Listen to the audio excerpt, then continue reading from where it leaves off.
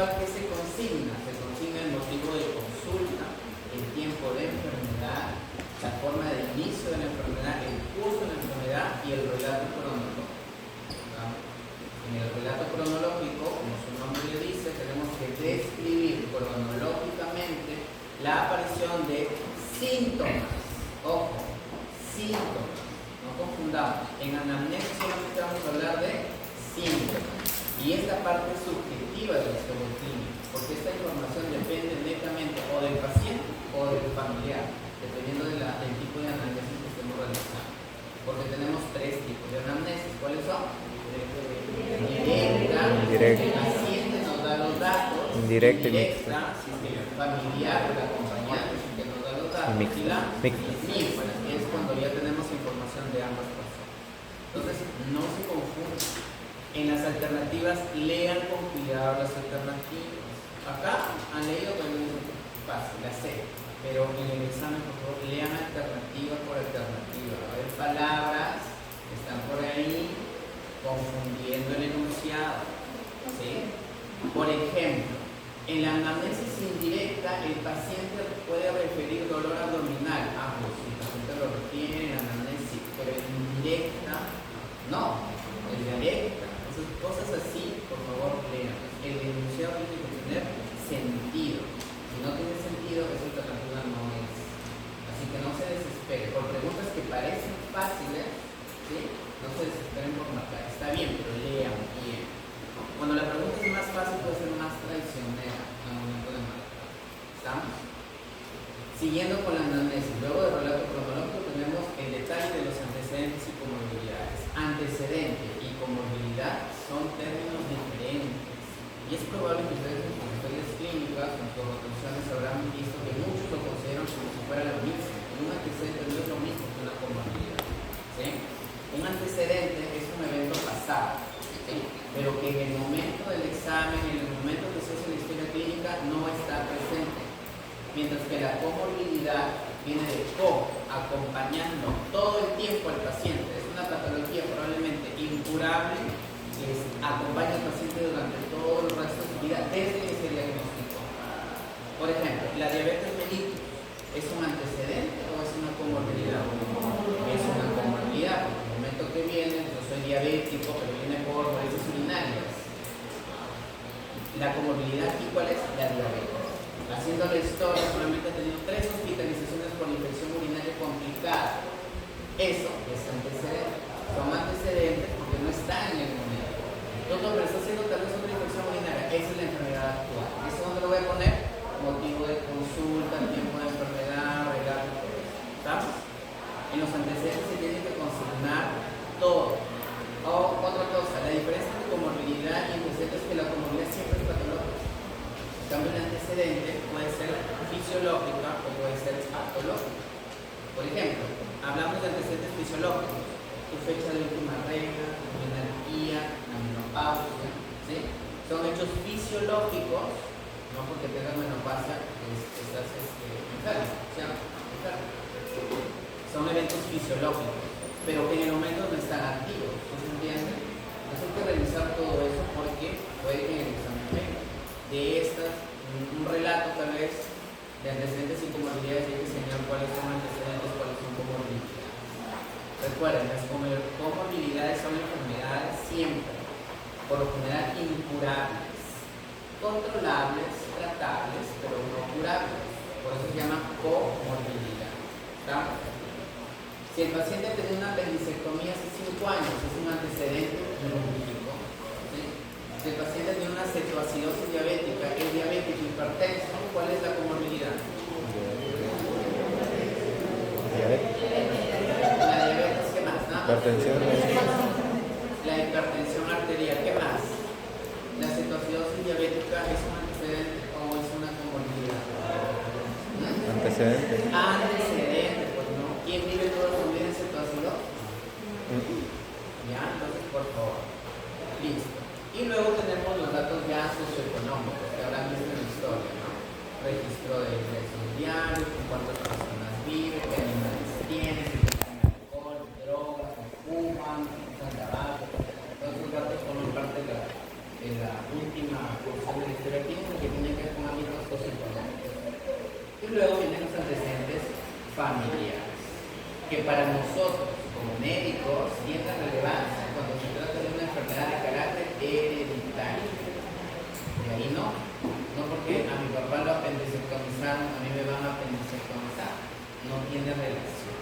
Entonces los antecedentes familiares tienen peso cuando se trata de una enfermedad hereditaria. Por ejemplo, tiene un hermano con anemia falciforme, ese sí tiene que ir consignado.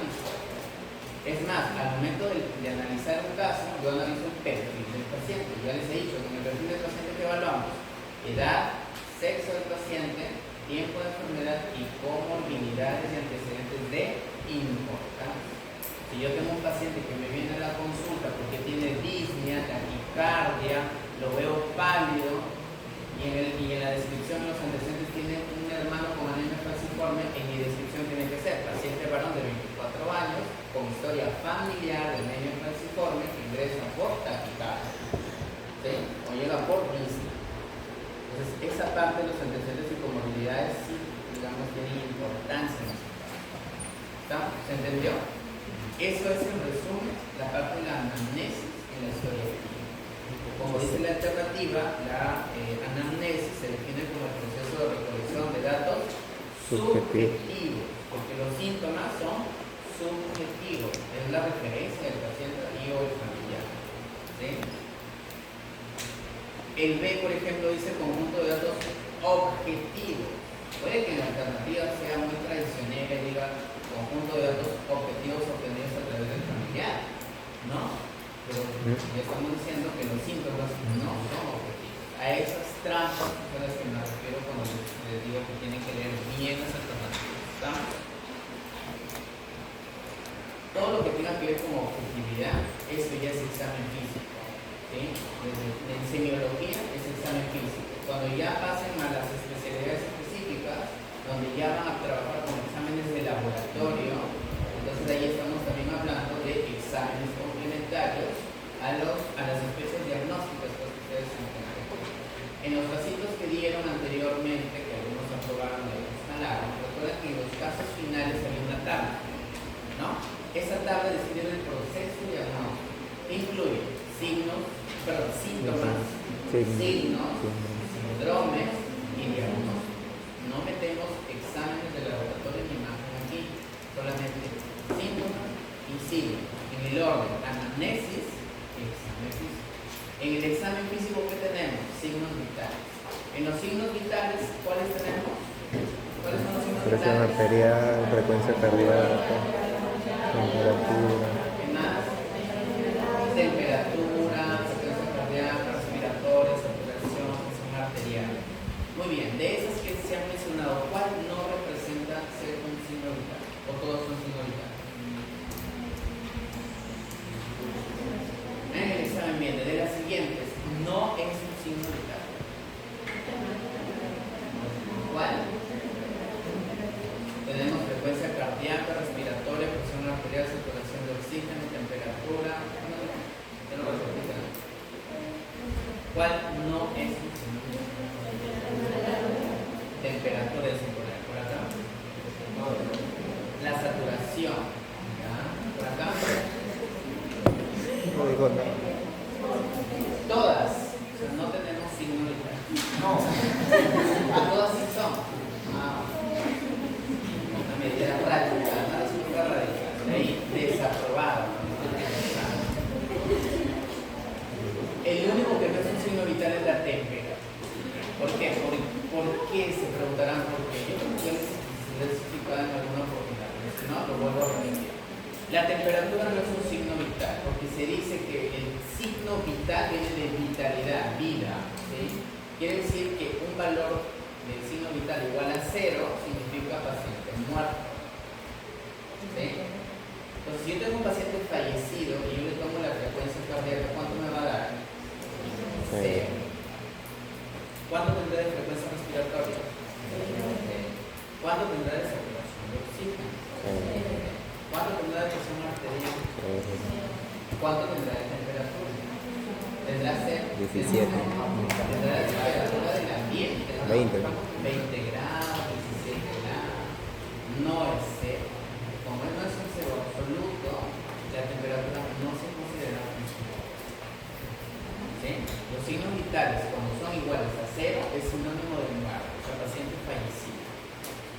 ¿Se entendió? La temperatura per se no es un signo vital. Lo consideramos porque la temperatura sí nos ayuda a nosotros cuando hay hipotermia o hipertermia, en contextos de procesos inflamatorios o estados hemodinámicos tipo shock. ¿Sí? Porque en shock lo que vamos a encontrar es probablemente hipotermia, la llamada frialdad cálida, ¿cierto? Muy bien, esa es la primera parte del examen físico. Luego tenemos examen por regiones, ¿no? Pero tenemos aspecto general. En el aspecto general que evaluamos, estado de nutrición, hidratación y estado general. ¿Sí? Si el paciente ventila espontáneamente o ventila con un dispositivo adicional de oxígeno, o está intubado, si tiene una sonda nasogástrica o una sonda vesical, o tiene una sonda de paracentesis o un catéter venoso simultáneo. Todo esto va en aspecto general. Ojo que les voy diciendo todos los puntos que deben tener en cuenta para su examen. ¿Sí? Luego tenemos la piel, donde vamos a ver lesiones. De preferencia aquellas lesiones que han aparecido recientemente, que sean lesiones que se acompañen de alguna característica inflamatoria. ¿Sí? Luego tenemos el tejido celular subcutáneo. En el tejido celular subcutáneo definimos o describimos edemas. ¿Sí? Edemas. Y cuando describimos edemas, ¿qué tenemos que especificar? Localización, extensión, bilateralidad, simetría o asimetría y signos acompañantes tipo fluorosis, dolor. ¿Estamos? La fovea ya lo saben. ¿Sí? La presencia de fovea, de cuántas cruces de intensidad. 4. Y ahí tiene que repasarse la profundidad en milímetros de cada grado. ¿Estamos? Luego viene el examen por sistemas. Ustedes saben que por sistemas evaluamos en el orden de inspección, palpación, percusión y auscultación, excepto en el sistema. ¿En qué sistema es donde se altera eso? Dominal. En el abdomen. ¿Cuál es el órgano del abdomen? Inspección, percusión, palpación. Claro, si palpamos, podríamos alterar los ruidos y tener una falsa percepción de estos al momento de contarlos. Ese dato hay que tenerlo en cuenta. La auscultación se tiene que hacer siempre antes de palpar el abdomen. ¿Vamos? Muy bien. Vamos entonces con la siguiente pregunta. La que está atrás.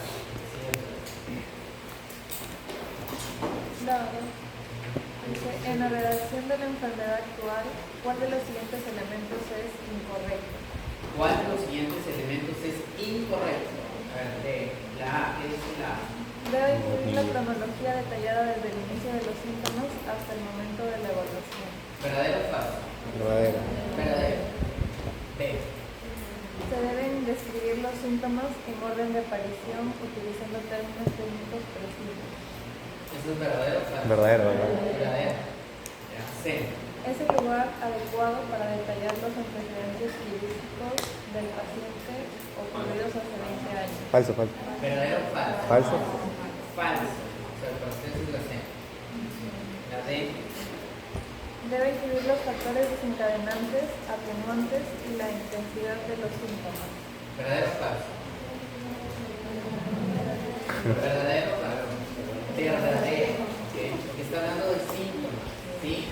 Todo lo que ha mencionado hasta ahora son síntomas. Los antecedentes no son síntomas, ¿cierto? Y la E. ¿Qué dice la E? Se debe consignar si el paciente ha recibido tratamiento previo por este problema y su respuesta. Muy bien.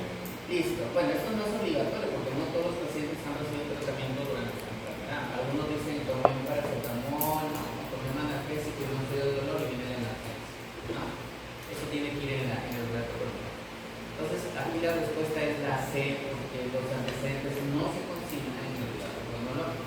Como ustedes a veces hacen en sus historias. Por ejemplo, un paciente que fue apendicectomizado hace 5 días o hace 5 años, refiere dolor abdominal, aparición brusca. Un buen relato cronológico empieza diciendo: el paciente refiere de frente el síntoma del motivo de consulta. Si el motivo de consulta es dolor abdominal, el paciente refiere la aparición brusca de dolor abdominal localizada donde epigastro, de intensidad moderada, dolor que va de espalda, ¿no? Y ahí se acuerdan ustedes de la similitud del dolor. ¿Cuáles son las características semiológicas del dolor? El inicio, ¿cierto? Aparición, ¿cuántos días antes del ingreso? localización, irradiación, carácter, intensidad y atenuantes y agravantes. Y exacerbante. Chicos, cuando ustedes hablen del dolor abdominal en el carácter, por favor, siempre definan dos tipos de dolor. O es cólico o no es cólico. Porque para un paciente es más fácil reconocer un cólico de uno que no es. ¿Ya? Bien, vamos con la pregunta. Te voy a leer yo porque ustedes hablan muy fácil. Paciente de 50 años con infarto agudo de miocardio extenso. Presenta presión arterial de 75-40 con una frecuencia cardíaca de 110. Las extremidades están frías, hay inculpación yugular y crepitantes pulmonares. ¿Cuál es el diagnóstico? Casita, Vamos a ver. cardiogénico. Shock hipovolémico por hemorragia interna. No, ¿Por qué no? no hay hemorragia.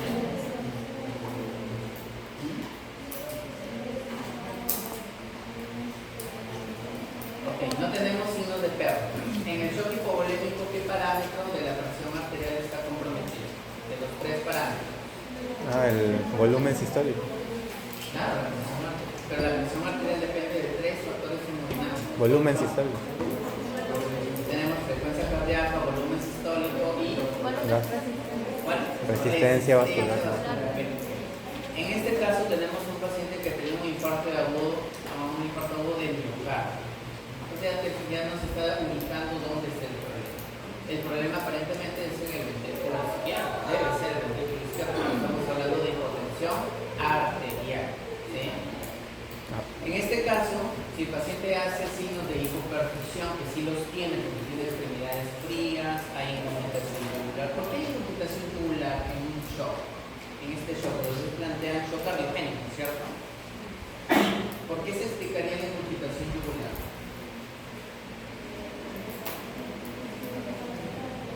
Congestión venosa.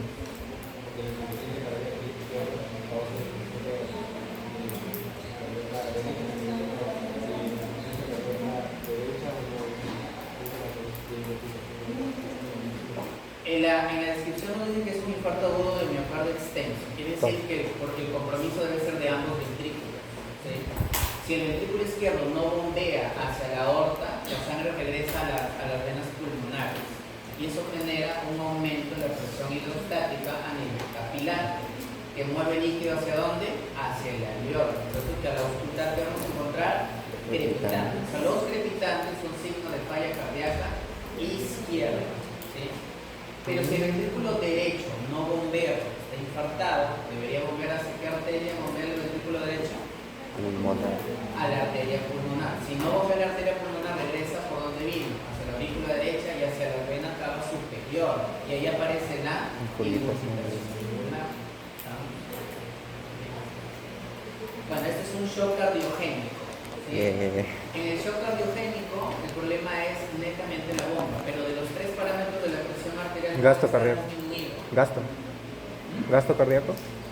Ya, pero desmenucemos la presión arterial por frecuencia, volumen y resistencia. Volumen sistólico. El volumen sistólico puede bajar en dos escenarios. Hipovolémico. Porque falte volumen o porque haya una disminución de la contractilidad. En este caso, ¿cuál es el problema? Disminución de la contractilidad. ¿Sí? ¿Marcaron bien sus compañeros? ¿Todos? Sí. ¿Todos marcaron cardiogénico? ¿Alguno no marcó cardiogénico? Esta pregunta está súper fácil, ¿cierto? Vamos con la cuarta. ¿Cuál de las siguientes maniobras pertenece correctamente a la inspección dentro del examen físico? ¿Cuál es la respuesta? Beso. La B. La B, ¿cierto? La B. La A, ¿a qué corresponde? Dice, evaluar la temperatura corporal mediante el dorso de la mano. Examen físico. Determinar la presencia de dolor a la palpación profunda del abdomen. Palpación. Palpación. Auscultar los campos pulmonares en busca de sibilancia. Auscultación. Mañana, el miércoles. Vengan preguntas así de fáciles y marquen lo que no es. Lean bien. Claro, es que el examen tiene 50% Rodri. de preguntas de nivel básico. ¿Cuántas voy? ¿Sí? Y estas que están viendo ahorita son de nivel básico. El examen ¿Ninguna? este simulacro está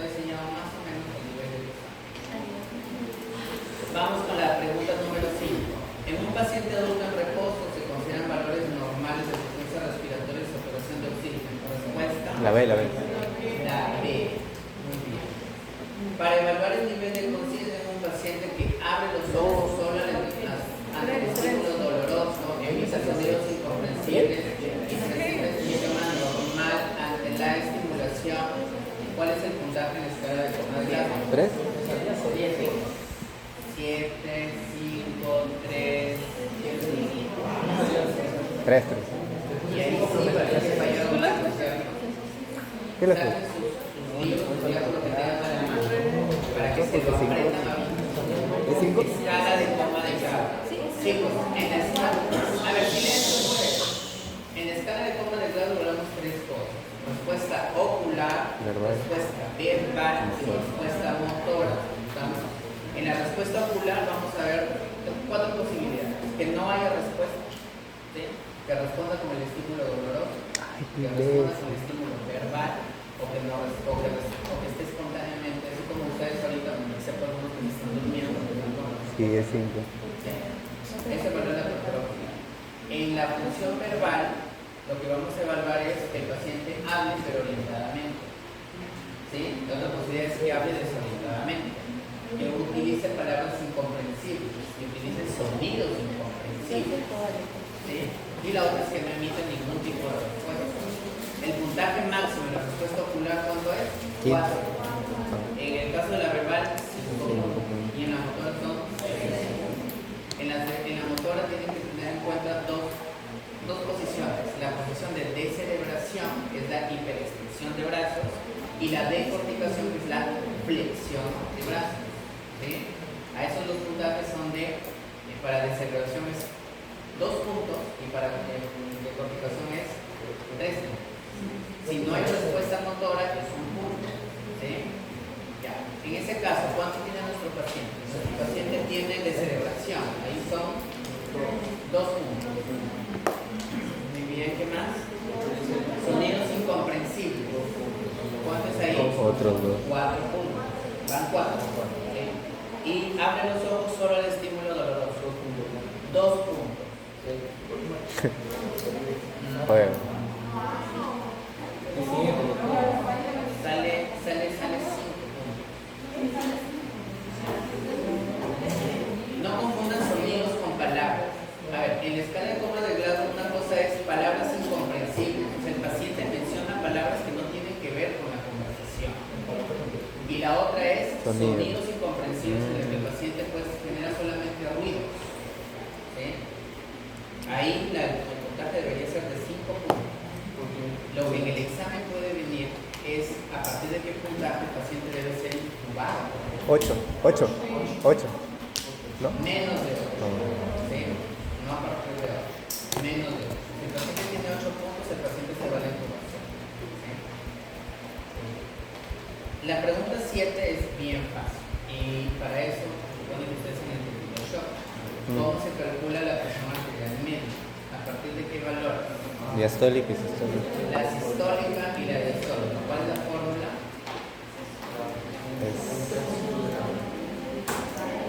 Esto ya no deberían dudar, ya deberían saber. ¿Cómo se calcula la presión arterial media? Sistólica más 2/3 de la diastólica. ¿O no? Miren, una forma fácil de aprenderse Acuérdate. una forma fácil de aprenderse la 2/3. presión arterial media. Presión sistólica más 2 veces la presión diastólica. ¿Ya ves? ¿Ya? Pregunta 9. El signo de Bloomberg positivo se caracteriza por... No, Ay, ya. perdón, la 8. Bueno, pero ya les dije con la respuesta ocular, respuesta verbal y respuesta motora. ¿Sí? Si alguien no entiende algo, por favor, levanten la mano. ¿Sí? Porque si hablan entre ustedes, yo no lo estoy entendiendo. Pregunta 9. El signo de Bloomberg Dale. positivo se caracteriza por Descompresión dolorosa. dolor a la descompresión brusca del abdomen. Claro. ¿Y es típico en qué patología? Apendicitis. Ausencia de ruidos hidroaéreos a la auscultación. ¿Eso cómo se llama?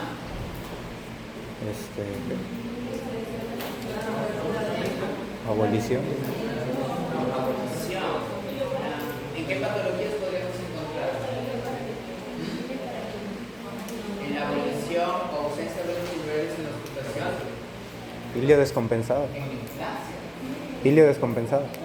Hilio mecánico descompensado. Hilio mecánico descompensado.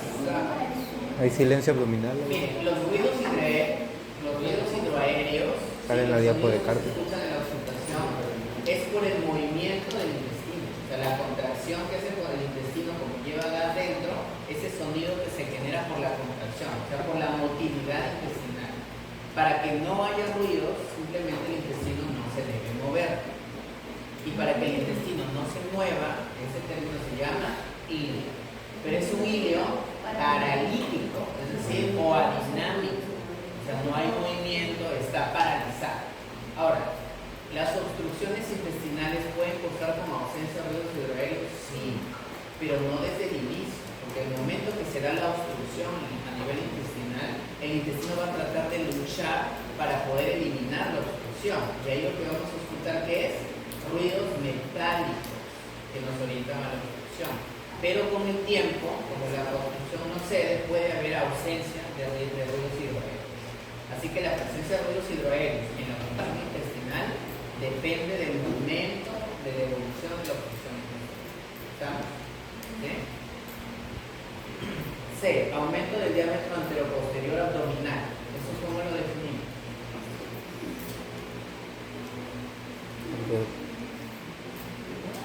Así. Diámetro anteroposterior. Quiere decir que ha crecido hacia atrás, no, pues no, pero Así. hacia adelante. ¿Qué es Así. distensión abdominal? ¿En qué casos podemos tener distensión abdominal? Así, sí, será muy bien. ¿Qué más? Ahora sí neoplasia, pero intraabdominal. Si nos dicen neoplasia, no es una neoplasia del ojo, de la nariz, pues hay que especificar, ¿sí? Siempre que responda que especifique. Entonces una neoplasia como la citis, porque la citis tiene varias causas, ¿no? ¿Cuál es la causa más frecuente de citis? Definitivamente no. Estamos hablando de mecanismos fisiopatológicos. ¿Cuál es el mecanismo fisiopatológico más frecuente en la citis? Hipertensión portal.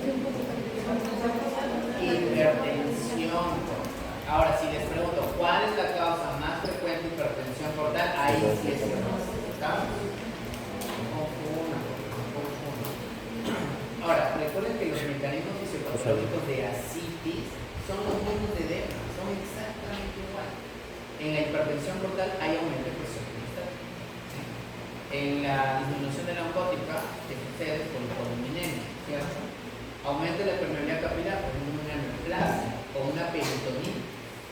Siempre que hay un proceso inflamatorio, puede ser agudo, puede ser crónico. ¿Sí? ¿Y por qué los pacientes con neoplasias intraabdominales hacen así? Porque ellos inflaman crónicamente el peritoneo. Eso se llama carcinomatosis peritoneal, que es muy común en el cáncer de ovario. Así que si tenemos una mujer de 34 años que viene por ascitis, no marquen cirrosis de frente. Porque para que el paciente tenga ascitis por cirrosis, también tiene que tener edemas. En el caso del cáncer de ovario, como el problema es solamente a nivel peritoneal, no hay edema en el superior, simplemente es así. ¿Sí? ¿Se entiende? Porque recuerden que un problema, el ovario no es un órgano vital, es un órgano blanco. Por lo tanto, su disfunción no va a generar síntomas sistémicos. En cambio, el hígado, si es que hay hipertensión portal, el hígado sí es un órgano blanco. Entonces, los edemas sí van a ser bilaterales, asimétricos. Y no solamente edemas, sino también ascitis, también derrame pleural, también derrame pericardio. ¿Se entendió? ¿Sí? Vayan corrigiendo, a ver cuáles son las expectativas para el examen. Bien, 10. En la evaluación semiológica del dolor, el componente de radiación se refiere a... La D. ¿Cuál es? La D. Extensión del dolor hacia territorio específico. Y si les dijera que, y si la pregunta fuera a qué se refiere el dolor referido, ¿sería igual? Mismo origen embriológico. ¿Es lo mismo? ¿Cuál es la diferencia entre dolor referido y dolor irradiado? Referido es origen embriológico. Referido es origen embriológico. Mismo origen embriológico. Sí, claro, pero no es una diferencia muy sustancial. ¿Qué más?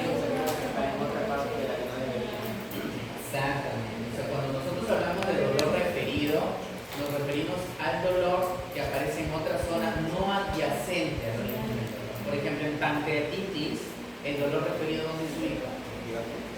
Ese es irradiado. El dolor aparece en epigastrio y se irradia en cinturón en la espalda. Ese es irradiado porque está junto, adyacente al origen del dolor. Pero también tiene referido, también se refiere a otro lado. ¿A dónde? Al omóplato izquierdo. Como no están juntos, no es que el dolor venga así, ¿no? No que el dolor aparece solamente en el omóplato izquierdo, ese es un dolor referido. Cuando no son adyacentes, no son territorios vecinos. Acá es territorio vecino porque la pregunta es sobre el dolor irradiado. Pero cuando habla de dolor referido, estamos hablando de una zona lejana al origen del dolor. ¿Se entendió? En el shock distributivo se caracteriza fundamentalmente por... ¿Cuál es? ¿La C?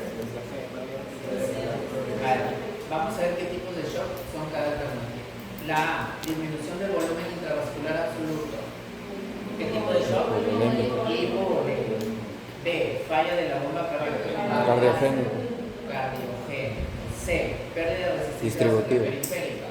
Distributivo. Distributivo. Obstrucción mecánica del flujo sanguíneo. Obstructivo. Y la hipovolemia secundaria hemorrágica aguda. Hipovolemia. No, pues aquí cantando la respuesta. Ya en el examen, por favor, repasen los mecanismos fisiopatológicos del shock. ¿Sí? ¿Cuál es el parámetro hemodinámico alterado en cada tipo de shock? En el shock hipovolémico es el volumen sistólico, ¿por culpa de qué? De la volemia.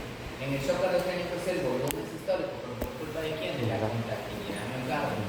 En el shock distributivo, ¿cuál es la culpa? De la resistencia vascular periférica. ¿Sí?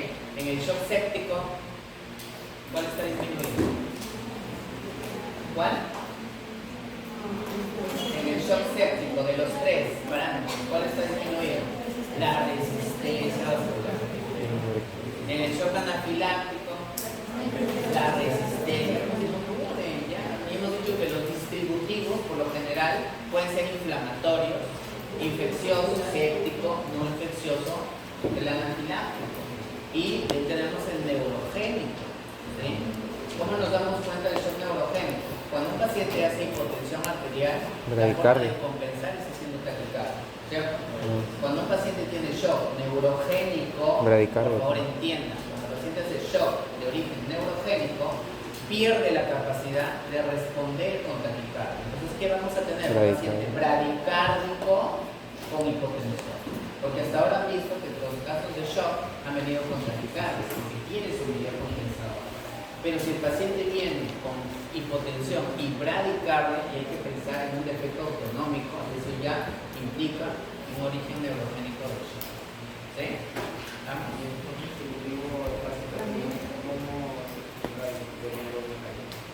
¿En cuál? Las fases dependen. Las primeras fases no vamos a ver signos de bajo gasto, porque son los mecanismos compensadores que mantienen la perfusión. En la fase tardía ya vemos signos de bajo gasto. O sea, ¿cuáles son los signos de bajo gasto? Signos de bajo gasto, chicos. En shock. ¿Cuál? Signos de bajo gasto cardíaco, chicos. Me daban el examen de ya. En bajo gasto cardíaco significa poco volumen sale del corazón. ¿Cierto? Disminución de pulsos periféricos. Ahora, ¿ya cuál? Disminución de pulsos periféricos. ¿No?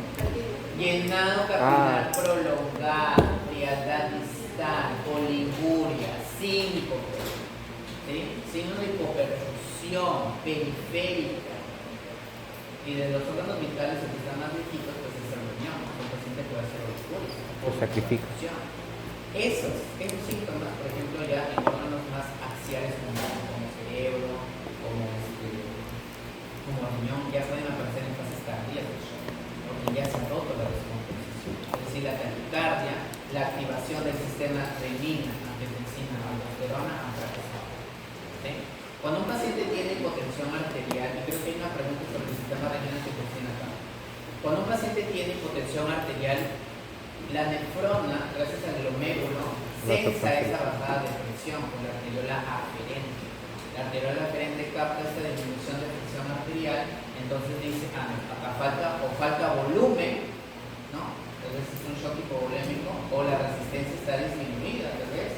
Pero como la nefrona no tiene la capacidad intelectual que tienen ustedes de identificar cuál es el tipo de shock, entonces el aparato yuxtaglomerular se activa y activa el sistema renina-angiotensina aldosterona. Entonces, por un lado, va a aumentar el volumen con la aldosterona, porque la aldosterona que hace retiene agua, sodio, de esa manera trata de mantener el volumen. Y por otro lado, va a generar vasoconstricción gracias a la renina-angiotensina. Entonces, el aparato yuxtaglomerular se activa gracias a este sensor de baja presión. Entonces, dirán, ¿por qué el paciente hace oliguria? Hace oliguria porque no quiere perder volumen. ¿Y quién ha logrado eso? La aldosterona. Cuando un paciente está en shock y empieza a orinar poquito, no es porque el riñón esté fallando, sino que el riñón se está protegiendo gracias a la aldosterona. La aldosterona retiene el agua, retiene eso y ¿sabes qué? No orines mucho, orina poco porque no necesito volumen. Ese efecto de la aldosterona. Entonces en el examen puede venir. La oliguria en un shock hipovolémico, un shock en todos los tipos de shock, porque recuerden que todos los tipos de shock van con hipovolémico. ¿Cuál es la explicación? La activación de la aldosterona. No hay más. No porque haya falla renal. La falla renal aparece después de las 72 horas de la hipotensión. Eso ya lo van a ver cuando hagan nefrología. El riñón puede mantener la compensación hasta 72 horas, pero si el shock persiste más de 72 horas, ese paciente se va a la necrosis del túbulo de la nefrona, que se conoce como necrosis tubular aguda. Y eso ya termina en oliguria, pero ya por necrosis, no por hipoperfusión. ¿Se entendió? ¿Sí? Ojalá, señor. Vamos a cuarto día del examen. A ver, 12. Paciente mujer de 32 años consulta por dolor en fosa ilíaca derecha de 12 horas de evolución. Inicia en región periumbilical y neurosis actual. Tiene náuseas, anorexia y fiebre no cuantificada. Al examen, dolor a la descompresión brusca de la fosa ilíaca derecha, lumbar positivo. Diagnóstico: Apendicitis. apendicitis. ¿Cómo se llama esa migración del olor? ¿Cómo se llama la migración del olor? Empieza en epigastro, mesogastro, luego migra a la fosa ilíaca derecha. Ah, sí. Cronología de Murphy, que es spoiler. Pero la cronología de Murphy es muy frecuente en las apendicitis, sobre todo en apendicitis de pacientes jóvenes sin comorbilidades, porque recuerden, si un paciente es diabético, tiene una enfermedad que pueda generar neuropatía, es posible que la cronología de Murphy no aparezca. ¿Sí? Recuerdo, vuelvo a repetir, cuando analicen un caso clínico, ahí en su mente, simultáneamente, edad, sexo, comorbilidades, para que sepa si se trata de una enfermedad aguda o una enfermedad crónica. ¿Sí? Esta es una enfermedad aguda porque tiene 12 horas de evolución. ¿Sí? Acá no voy a pensar en una neoplasia, ¿no? O una cirrosis. Definitivamente tengo que pensar en algo agudo. ¿Sí? Muy bien, entonces una apendicitis aguda. Recuerden que el lumbar positivo, ese dolor a la descompresión brusca del peritoneo, es por la irritación del peritoneo. Quiere decir que el signo de lumbar es un signo de irritación peritoneal. ¿Sí? Signo de irritación peritoneal, los llamados signos peritoneales. El abdomen estable, cuando el paciente lo palpa y el paciente hace tanta contracción con la finalidad de que el peritoneo no sea palpado. Entonces genera resistencia. El abdomen estable es característica de todas las peritonitis, o sea, la inflamación del peritoneo.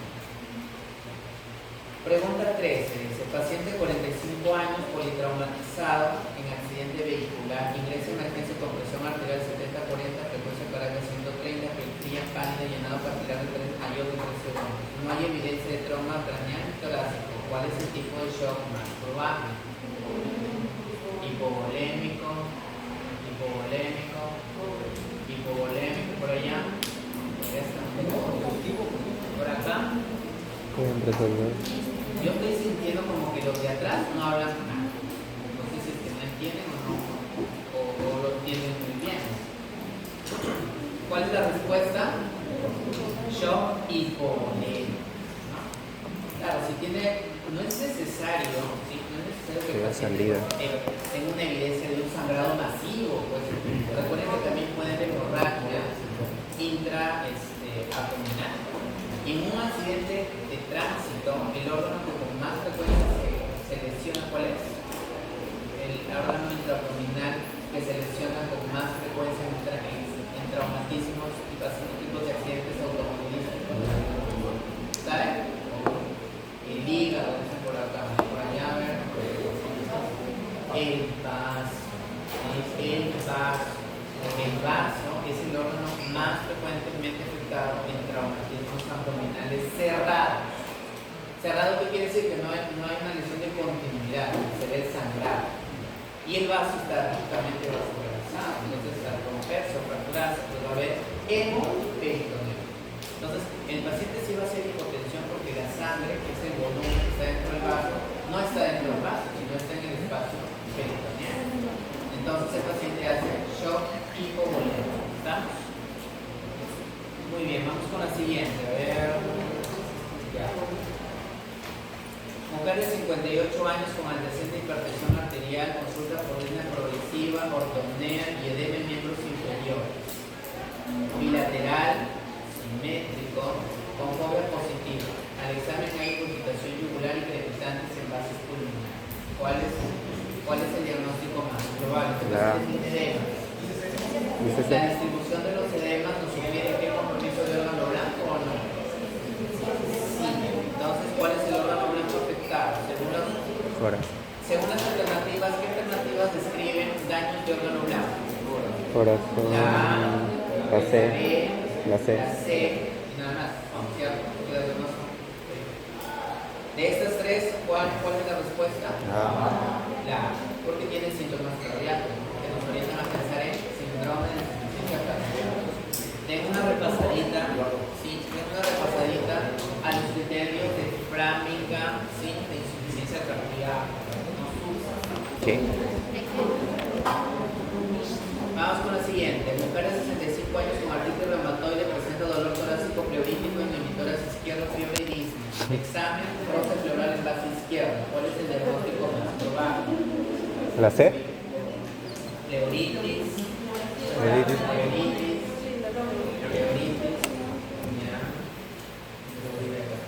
¿Y por qué no derrame pleural?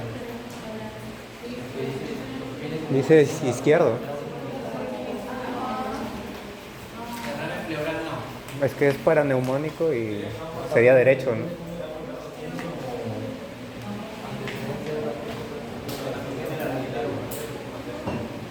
Me atacó una polilla. Acá el antecedente, por eso cuando ustedes vean las preguntas en el examen, vuelvo a repetir. Si ustedes ven las preguntas en el examen, todos los datos de la pregunta van a ser para la respuesta. No va a haber datos de más, no va a haber mucho distractor. ¿Sí? Y aquí el dato que nos dan es que tenía artritis reumatoide. Entonces es probable que la patología, en este caso, tenga que ver con esta enfermedad. Ahora, yo les decía por qué no derrame y por qué pleuritis, pero ustedes empiezan a dudar, cuando ustedes deberían decirme es pleuritis por esto. Aquí hay un signo patognomónico de la pleuritis. Dolor pleural. Si el paciente tiene la auscultación roce pleural, esto es pleuritis. ¿Sí? Pleuritis es la inflamación de la pleura. ¿Y por qué se llama roce pleural? Porque recuerden, las dos pleuras están juntas, ¿cierto? Cuando se inflama, la superficie de las pleuras es rugosa, inflamada, edematizada. Entonces, al momento de respirar, este roce entre las dos genera un sonido rudo a la auscultación, algo que no debería auscultarse, porque ambas son lisas. En el derrame pleural no habría roce, porque no se juntan las pleuras, hay líquido entre las dos. Más bien el murmullo estaría aburrido. Entonces, no pueden dudar con derrame pleural. Entonces, el derrame pleural es fatal. Entonces, pleuritis. Estamos hablando de la inflamación de pleura. ¿Vamos? ¿Sí se entendió? Sí, está ahí. Muy bien, sigamos. Varón de 60 años con cirrosis hepática por hepatitis C, presenta aumento del perímetro abdominal progresivo de miembros inferiores y dolor abdominal difuso. ¿Cuál es el diagnóstico más probable? La D. Ascitis por hipertensión portal. A ver, ¿ya? ¿Qué más? La D. A ver, decídanse pues. ¿Cuál? La B.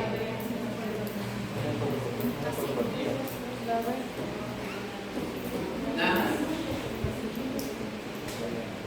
Mira, acá la respuesta es la D. ¿Sí? La D. Bien, bien. ¿Saben por qué? Porque miren, la citis. Chicos, para avanzar. No terminamos todo. La cirrosis hepática es una enfermedad crónica. Es un proceso inflamatorio crónico. ¿Cierto? Y como proceso inflamatorio crónico, pues no genera dolor. O sea, su característica no es el dolor. Hay ascitis, pero no hay dolor. Y ustedes han leído en peritonitis arterial espontánea, que es una complicación, una descompensación de la cirrosis. La característica es el dolor. La fiebre es rarísima. Puede haber fiebre, pero no es muy frecuente. ¿Cuál es el síntoma más frecuente en peritonitis arterial espontánea? El dolor abdominal. Difuso. ¿Sí?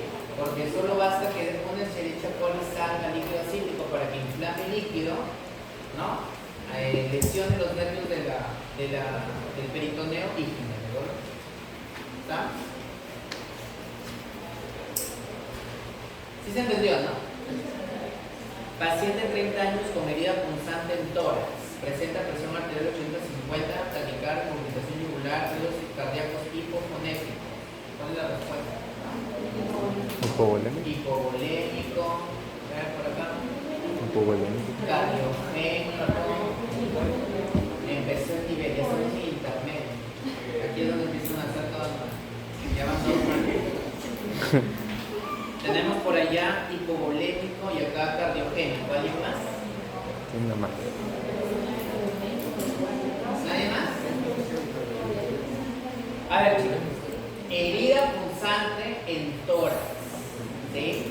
Herida punzante en tórax que va con hipotensión, taquicardia, ingurgitación yugular y ruidos cardíacos hipofonéticos.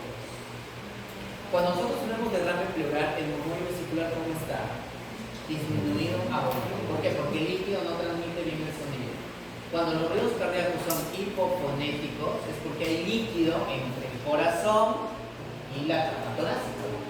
Entonces, ¿qué quiere decir esto? Que algo ha pasado en el pericardio, en el espacio pericardio. Si le han metido un cuchillazo en el corazón, como algunos tienen ganas de hacer eso,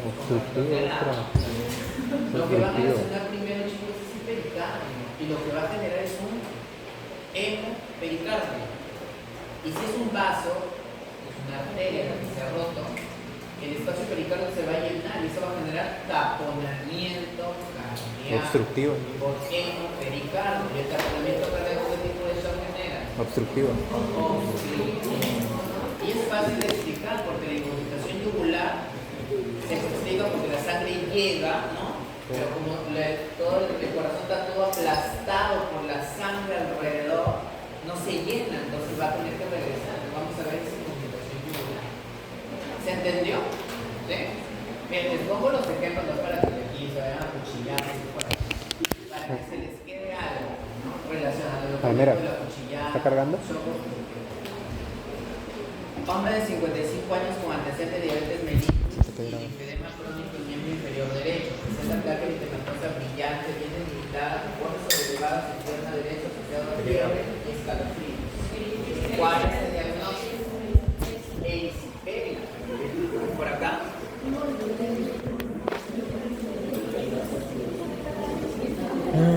Ojo, no es para quedar bien acá conmigo.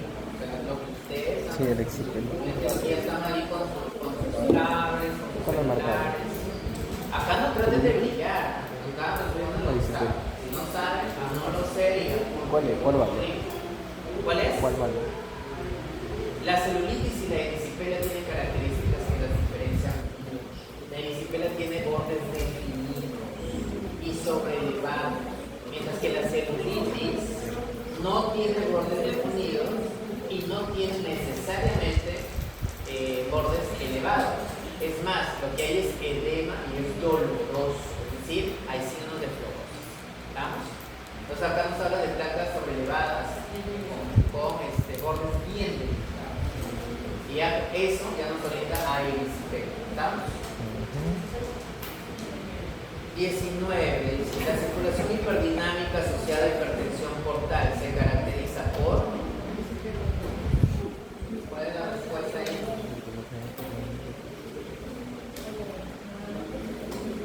¿Ah? ¿B? ¿C? A ver, analicemos la pregunta. A ver, chicos. La circulación hiperdinámica asociada a hipertensión portal se caracteriza por... ustedes recordarán que cuando hay hipertensión portal, ¿sí? La hipertensión portal se da porque como el hígado no permite el paso, ¿no?, de la sangre que viene por la vena porta se difunda por todo el parénquima hepático, ¿no? La presión aumenta en la vena porta, ¿estamos? Y eso genera un flujo retrógrado de la sangre de la vena porta a la circulación abdominal, que se llama circulación esplácnica, ¿sí? Y al regresar el volumen, ¿qué sucede con los vasos de la circulación esplácnica?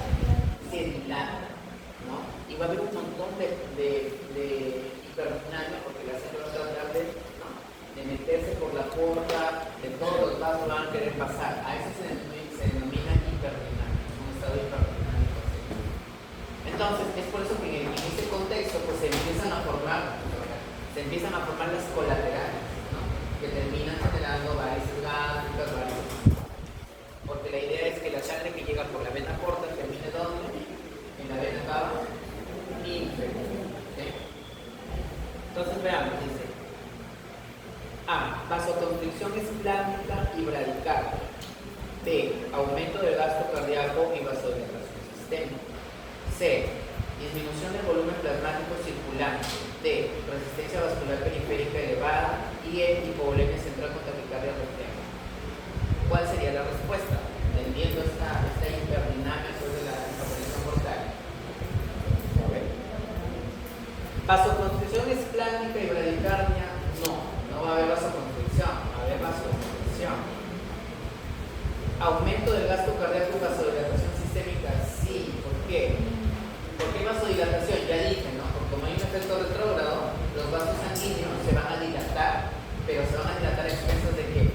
A expensas de volumen. Entonces el volumen intravascular, ¿cómo va a estar? Aumentado. Entonces eso al final va a llegar al corazón. ¿Cuánto va a recibir de volumen? Más de lo normal. Entonces se habla de aumento del gasto cardíaco. ¿Se entendió?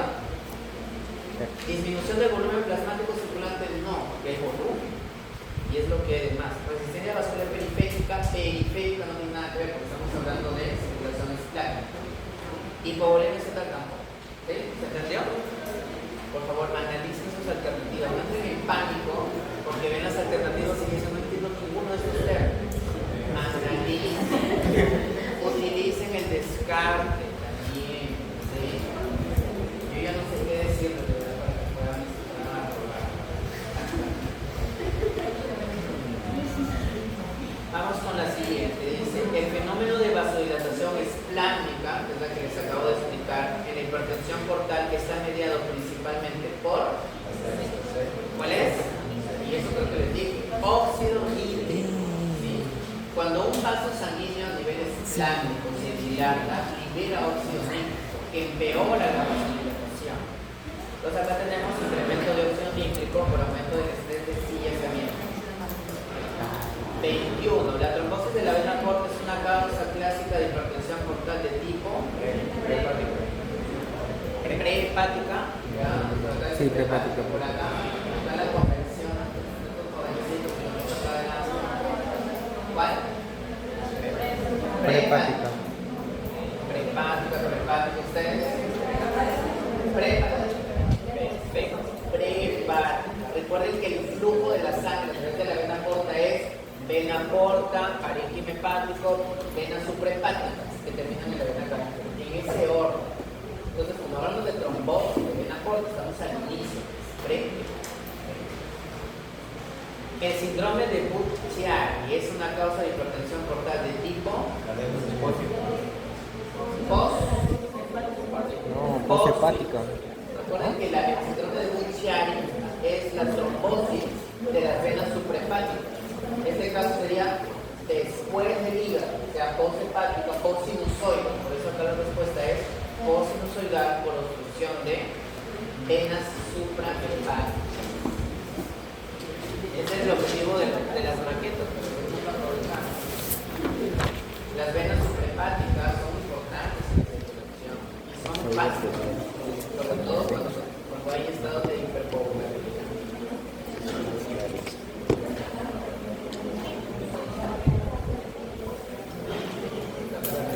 chicos, a ver, avancemos, ¿ya? A ver, la 23. ¿Cuál es la respuesta en la 23? Mujer de 28 años sin antecedentes relevantes consulta por ictericia de 3 días de evolución asociada a estrés, orina oscura, estrepitomegalia. No hay dolor abdominal incluido. Anemia, anemia, ¿no? En la bilirrubina, ¿cuál es el predominio? Indirecto. ¿Cuánto es? ¿Cuánto? ¿Pero cuál es la alternativa? Anemia. La de ahí está facilito porque nos están dando que el predominio es indirecto. En el caso de la hepatitis viral, ¿el predominio cuál es? Mixto. En la coledocolitiasis, Directo. directo. En la enfermedad de Gilbert, puede ser mixto, claro, porque es intercambiable. Y en la colangitis biliar, directo. Muy bien. Así espero que respondan a la varón de 65 años que presenta ictericia progresiva indolora de 6 semanas, coluria, alcoholia fecal, prurito intenso y pérdida de 5 kilos. Ojo, es una enfermedad no aguda y hay pérdida ponderal. Y es un varón mayor de 60 años. Se permite el paciente. Cáncer. Muy bien, a ver, nos dice que refiere episodios intermitentes de hemorragia digestiva alta por Miguel. Y la bilirrubina total está en 11 y la derecha está en 8. ¿Cuál es el diagnóstico? Ampuloma. ¿Cuál es? Ampuloma. Ampuloma. ¿Qué más? ¿Solo ampuloma? ¿Alguien más? ¿Otro diagnóstico diferente? Cáncer de cabeza de páncreas. ¿Ese? Miren, aquí ya les están dando el dato de hoy. Y yo les he dicho, creo haberles dicho, que el ampuloma tiene la característica de ictericia ondulante y melena. Porque cuando el tumorcito se cae, ¿no? Sangra. Lo que la respuesta es ampuloma. Y yo pensé que... No les digo que esté mal, sino que estoy viendo la respuesta. Cáncer de cabeza de páncreas no es. En cáncer de cabeza de páncreas no hay hemorragia. Donde hay hemorragia digestiva es en ampuloma. ¿Sí? Vuelvo a repetir, en ampuloma, ictericia ondulante y episodios de hemorragia digestiva hay. ¿Estamos? 25.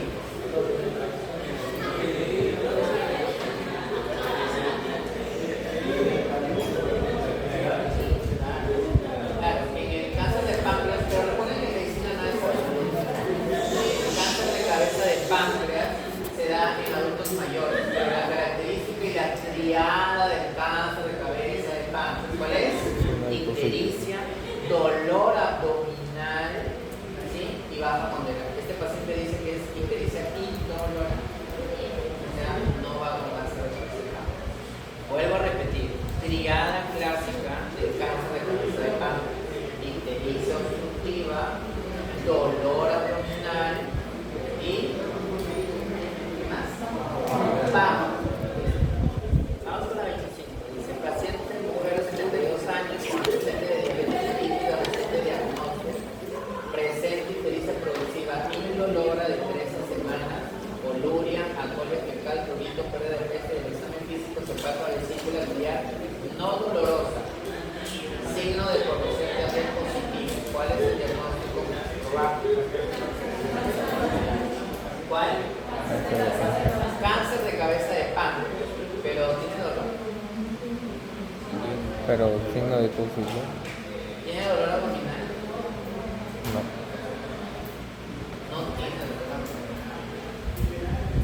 Miren, el signo de corrosión cardíaca positivo puede aparecer en varias neoplasias periangulares. ¿Qué significa periangular? Alrededor de la ampolla de páncreas. ¿Sí? Por ejemplo, un paciente que tiene un cáncer de cabeza de páncreas puede generar una vesícula dilatada y dolora, sí, porque al obstruirse la ampolla de Vater, la vesícula pues se puede aumentar el volumen por presión, por bilis, por la misma obstrucción que se genera, ¿no? Entonces puede ser palpable. En este caso la respuesta es colangiocarcinoma total. Es otra neoplasia.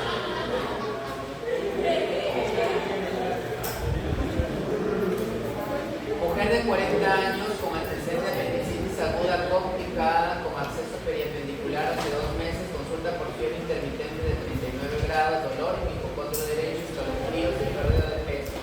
¿Cuál es el diagnóstico? probar.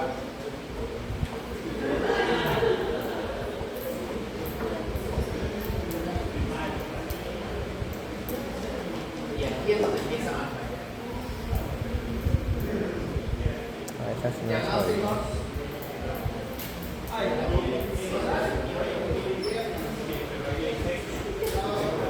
Yo los veo todos demacrados, todos guardias, parecen con las ojeras. Asumo que sí. ¿Respuestas? Analicemos cada uno. A ver. ¿Colangitis aguda ascendente? No, porque la colangitis es aguda y en este caso es 2 meses. B. Pireferitis. ¿Alguien sabe qué es la pireferitis? La pireferitis es la inflamación séptica o la trombosis séptica de la vena cavernosa. Esta es una pireferitis. Las pireferitis, ¿qué son? Son inflamaciones no agudas, sino subagudas que tienen la cronicidad, en la que un proceso inflamatorio abdominal, por ejemplo una apendicitis o una diverticulitis, envía émbolos sépticos a través de la circulación porta, llega a la vena porta, se acumulan ahí, no pueden pasar el parénquima hepático, lo posan, pero no es un coágulo, es un coágulo con bacterias. Entonces siempre que para pireferitis siempre les van a contar que tenía un proceso abdominal agudo previo. Y aquí creo que he tenido apendicitis, ¿cierto? Un cuadro absceso periodo. Ese antecedente tiene que prenderla así, la alarma en su cabeza de que hay una inflamación que ha viajado a la vena porta. Un proceso inflamatorio intraabdominal. Lejano, o sea, no tan lejano, pero dentro de la vena. Muy bien, sigamos. El evento fisiopatológico inicial en el desarrollo de cirrosis hepática es esta fase. ¿Cuál es? ¿Cuál es el evento fisiopatológico inicial en el desarrollo de cirrosis hepática? Perfecto. La C, hemos dicho que es una lesión inflamatoria crónica del hepatocismo. La hipolinemia y la cirrosis hepática avanzada es consecuencia de disminución de la capacidad sintética de... ¿Saben que la retina se produce en el hígado? Por si acaso. 29. En la cirrosis hepática descompensada, la activación del sistema de angiotensina-aldosterona es desencadenada principalmente por... ¿Cuál? La B. Ya les dije que el problema es la vasodilatación distal que genera esta disminución de la molécula. ¿Se entendió la 29? 29B, ¿sí? Sí. 30. El síndrome hepatorenal tipo 1 se caracteriza por una activación extrema del sistema renina-angiotensina-aldosterona que resulta en... ¿Cuál es? La B. Claro, el sistema renina-angiotensina-aldosterona, ¿qué hace? Retiene agua, retiene sodio y vasoconstriñe, pero cuando sucede en cirrosis hepática, cuando ya está avanzada y hay síndromes hepatorenales, donde el problema no es un proceso séptico, una pérdida de volumen, sino es la misma cirrosis que genera esa vasoconstricción intensa disminuye el flujo y finalmente termina en falla renal. 31 dice, mujer de 55 años con antecedente de litiasis vesicular conocida, consulta por dolor abdominal intenso en el epigastrio, hipocondrio derecho, diarrea de espalda, náuseas, vómitos y fiebre de 38 grados. El dolor comenzó 6 horas después de una comida copiosa. El examen, el abdomen es doloroso, la palpación epigástrica con defensa muscular y signo de múltiplo negativo. ¿Cuál es el diagnóstico más probable? ¿Cuál es? Pancreatitis. La pregunta es de nivel básico. ¿Cuál es? Pancreatitis. Piensa el resto. Pancreatitis. Por allá. Diagnóstico. Pancreatitis. Muy bien. Pancreatitis. Recuerden que la pancreatitis también va con fiebre. No me da que solo las colangitis. Las pancreatitis también van con fiebre porque es un proceso inflamatorio, por infecciones sistémicas. 32. Mujeres 58 años con antecedente de litiasis vesicular diagnosticadas hace 5 años, consulta por dolor en hipocondrio derecho hipocólico de 12 horas de evolución, asociación a náuseas, vómitos, fiebre, 38.5 y pericia de aparición súbita. Refiere coluria, agonia fecal, el examen de dolor a la palpación, hipocondrio derecho muy positivo. ¿Cuál es el diagnóstico? ¿Cuál es? Colecistitis. Con artritis aguda. ¿Vale? La A con ictericia. Tiene que ver una alternativa que ver con ictericia, fiebre y dolor, la triada clásica de la colecistitis. La colecistitis no va con ictericia. El hecho de que se obstruye la vesícula biliar no genera ictericia, porque la vesícula biliar es una estructura cerrada, no tiene contacto con la pared. ¿Sí? Lean bien, no confundan colecistitis con coledocolitiasis, con colangitis. Ya estamos en la última columna. Vamos a terminar. Varón de 65 años con antecedente de tabaquismo crónico y diagnóstico de POC. Tiene disnea progresiva, tos productiva y cetosis discal. ¿Cuál es el mecanismo de alteración BQ predominante?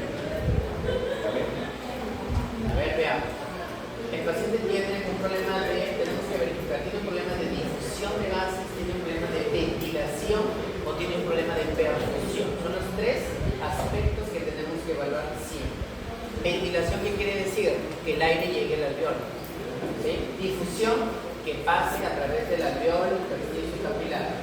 Y perfusión, que el capilar esté permeable, o sea, que tenga sangre, si no, aquí vamos a oxigenar. Esos son los tres aspectos, ¿sí se entiende? Entonces, en este paciente, ¿cuál es el problema? ¿Es la llegada de aire al alveolo?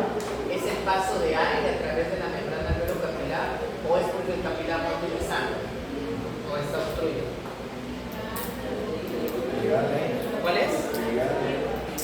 Es un EPOC. ¿Dónde está el problema en el EPOC? ¿En qué grupo funcional? ¿Se acuerdan de los 5 grupos funcionales? ¿En qué grupo funcional está el EPOC? Vías aéreas. Y las vías aéreas tienen que ver con la ventilación. Y acá el problema es la ventilación, que va a estar disminuida. Por eso es que aquí vamos a encontrar hipoventilación alveolar, pero tiene que haber alteración del BQ. En la D dice sin alteración del BQ. La que se acerca más es la B, alteración, ventilación, perfusión por obstrucción con zonas de baja relación de. ¿Estamos? 34. Vuelvo a repetir. Cuando vean estas preguntas de BQ, no se traumen, no tengan pánico. Recuerden, son tres cosas que tienen que saber. Ventilación, que el aire llegue al alveolo. ¿Sí? Difusión, que el oxígeno pase a través de la membrana alveolar, el intersticio del capilar. Y perfusión, que el capilar esté permeable, que esté con sangre. ¿Sí? ¿Se entendió? En el primer caso, si la ventilación está anulada, la relación BQ es 0. Como la ventilación es 0, 0 entre Q, 0. Si la relación BQ es 0, el problema es de ventilación. ¿Sí? Si el problema es de difusión, tanto la ventilación como la perfusión están iguales. 1, 1. ¿Sí? Y en el caso de la perfusión, la ventilación sí está, el oxígeno sí llega al alveolo, pero el problema es que la perfusión es 0, porque no hay sangre a donde perfundir. Y eso tiende al infinito. Si tiende al infinito, se llama shunt intrapulmonar o cortocircuito pulmonar. ¿Cómo definimos un cortocircuito o un shunt intrapulmonar? Aquel alveolo que sí se ventila, pero que no puede perfundir. ¿Quedó claro? En la hipoventilación alveolar es diferente. El alveolo no se ventila, pero el capilar está esperando que le pasen el oxígeno. Si yo tengo un problema de caja torácica, de vía aérea, del sistema nervioso central, del sistema nervioso periférico, que no permite que el oxígeno llegue al alveolo, eso es hipoventilación. Entonces, mi problema ahí es el alveolo. O sea, la relación BQ sería 0. ¿En qué casos podría plantear un shunt intrapulmonar? En aquellos casos donde el capilar esté obstruido. Por ejemplo, un tromboembolismo pulmonar. Si yo tengo un tromboembolismo pulmonar, ese capilar está obstruido lleno de oxígeno, pero no hay a dónde pasar porque el capilar está con una obstrucción. Entonces eso se llama espacio muerto, porque es un oxígeno que no llega a perfumar. Y cuando hacemos la relación y la fracción es cero, la relación va al infinito. Entonces ya lleva matemática básica.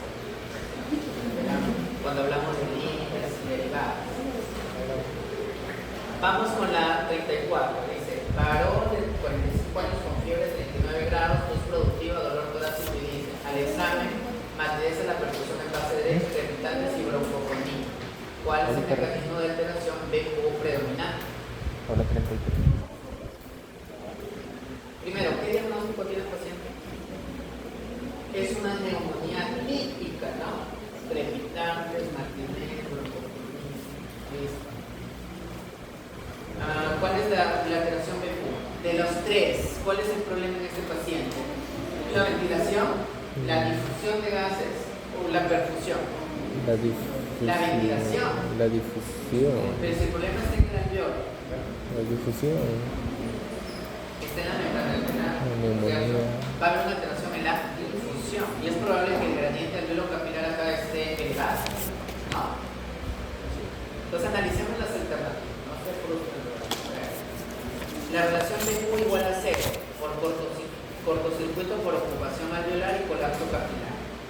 No tenemos tanta evidencia de daño capilar, ¿no? O sea, porque el daño capilar como en el tromboembolismo pulmonar es aquel paciente que presenta disnea con desaturación, pero tú le pones oxígeno y no. Esa es la característica del espacio muerto de los shunts. Mientras más shunts haya, más posibilidad de que mejore el paciente con oxigenoterapia suplementaria. BQ igual a 1, relación normal con la INA. BQ igual al infinito tampoco, porque no estamos en el tromboembolismo. BQ menor a 1, pero mayor a 0 por baja relación por obstrucción parcial. ¿Sí? Es parcial, no es total, ¿no? Porque no estamos hablando de todos los alveolos no están medicados, los alveolos sí. Solamente del lado derecho no están medicados, porque están llenos de secreción. ¿Sí me entienden? Si dijera bilateral, difuso, pues no, es diferente. Acá dice solamente de un lado, por eso vuelvo a repetir. Las neumonías típicas son unilaterales. Muy diferente a una confesión pulmonar. Muy bien, sigamos. 35. Mujer de 48 años con antecedentes de cirugía ortopédica reciente, presenta línea súbita, dolor torácico pleurolítico y taquígrafo. La gasometría está ahí y nos dicen cuál es la relación BQ. Primero, ¿qué diagnóstico es? Tiene antecedentes de una cirugía ortopédica reciente y presenta disnea súbita, dolor torácico pleurítico y taquígrafo. ¿Cuál es el diagnóstico? ¿Qué diagnóstico tiene este paciente? Un derrame de aparición súbita. Por favor, que esas noches de estudio valgan la pena, ¿no? Un neumotórax con disnea súbita, antecedente de cirugía ortopédica, dolor torácico pleurítico y taquígrafo. ¿Alguien más? Las atelectasias se dan en pacientes postoperados inmediatos, o sea, al momento que sale de la cirugía, ahí ya se la atelectasia. Esto es un tromboembolismo pulmonar. Siempre que tengan un antecedente de cirugía ortopédica, el paciente va a estar postrado. Cuando hablamos de cirugía ortopédica es traumatológica. ¿Qué cirugía ortopédica es la más común? Fractura de cadera. Los pacientes están postrados y una complicación en ellos es que justamente un trombito viaje, ¿no?, por la circulación venosa y termina en la circulación pulmonar, generando un tromboembolismo pulmonar. Y un tromboembolismo pulmonar, el problema es la ventilación o la perfusión. ¿Qué es? No. La perfusión. Estamos hablando de un coágulo, un trombo que está obstruyendo el capilar. Entonces quiere decir que la perfusión es igual a 0. La relación tiende al infinito. ¿Se entendió? ¿Sí? Vuelvo a repetir, paciente con disnea de aparición súbita, que no mejore con el oxígeno, concentraciones muy bajas, dolor pleurítico, es tétano. Ahora, ¿por qué dolor pleurítico? Porque los vasos sanguíneos capilares que se favorecen del oxígeno en la unión alveolo-capilar también irrigan a la pleura. Y si bruscamente no se obstruye, entonces va a haber isquemia y obviamente va a haber dolor. Por eso el dolor pleurítico. 36, varón de 52 años, fiebre 39, tos productiva, dolor torácico y disco. Al examen hay matidez en base pulmonar derecha, crepitantes y broncofonía. Diagnóstico. ¿Qué diagnóstico? ¿Cuál es el diagnóstico en este paciente? Neumonía. Neumotórax no, porque debería haber hipersonoridad en vez de matidez. Derrame pleural no, porque debería haber submatidez o matidez. Síndrome de Guillain-Barré no, porque en el síndrome de Guillain-Barré el problema es de caja torácica. O sea, lo que había es disminución de la frecuencia respiratoria o disminución del esfuerzo respiratorio.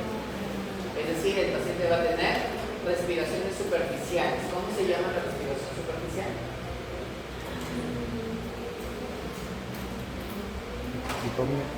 Platipnea. El paciente tiene platipnea.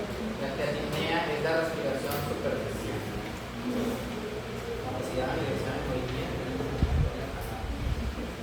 Hombre de 24 años sin antecedentes, presenta dolor torácico súbito en el tórax izquierdo y línea aguda de inicio repentino. El examen, el murmullo vesicular está disminuido y acá hay un terror garrafal, es hipersonalidad a la percusión.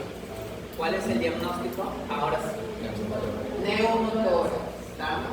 Recuerden que el control de riesgo para que el paciente haga neumotórax espontáneo es que sea alto y delgado. Acuérdense de su compañero. Usted puede hacer una neumotórax espontáneo porque su compañero bruscamente empieza a tener disnea, se pone cianótico, ¿no? Piensen en neumotórax espontáneo, ¿ok?